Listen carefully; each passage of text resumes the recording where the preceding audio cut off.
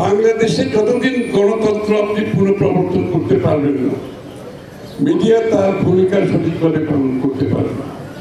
গণতন্ত্র এবং মিডিয়া হাতে হাত মিলিয়ে চলবে এবং গণতন্ত্রের যত বেশি অনুপস্থিতি থাকবে, গণতান্ত্রিক অর্ডারের যত বেশি অনুপস্থিতি থাকবে, গণতান্ত্রিকভাবে নির্বাচিত সরকারের অনুপস্থিতি যত বাড়তে থাকবে, আপনি দেখবেন মিডিয়ার উপরে চাপ বাড়তে থাকবে। এটা আমাদেরকে বুঝতে হবে। অগণতান্ত্রিকভাবে যে কেউ থাকুক, তারা একটা পর্যায়ে গিয়ে তারা থাকার জন্য, ক্ষমতা অব্যাহত রাখার জন্য বিভিন্ন চাপের মধ্যে মিডিয়াকেও তারা চাপে রাখতে চায়। এটা আমাদেরকে স্বীকার করতে হবে। সুতরাং আমাদের ঐক্যটা হবে গণতন্ত্রের জন্য, আমাদের ঐক্যটা হবে গণতান্ত্রিক সাংবিধানিক রাজনৈতিক অধিকার ফিরে পাওয়ার জন্য, যার মধ্যে মিডিয়ার স্বাধীনতা অন্তর্নিহিত আছে। এর কোনো অল্টারনেটিভ নাই। আর কোনো বক্তব্য, কোনো রিফর্ম এটা দিতে পারবে না যেটা আপনাকে গণতান্ত্রিক শাসন দিতে পারবে। কোনো রিফর্ম দিতে পারবে না।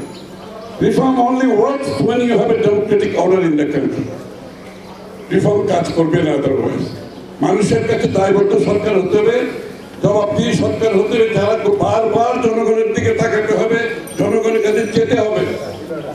সেটাই হচ্ছে জবাবদিহিতার মাধ্যমে মিডিয়ার ভূমিকা অনেক বেশি। এবং মিডিয়ার কাজ হচ্ছে জবাবদিহিতার আওতায় আনা। যেভাবে নির্বাচিত সংসদে জবাবদিহিতা হয়, মিডিয়াও কিন্তু আরেকটি অংশ হয়েছে। তারাও কিন্তু জবাবদিহিতার একটি নিশ্চিত করে মানুষের কাছে। সুতরাং আগামী দিনে আমরা ঐক্যবদ্ধ থাকবো গণতন্ত্র পুনঃপ্রবর্তনের জন্য।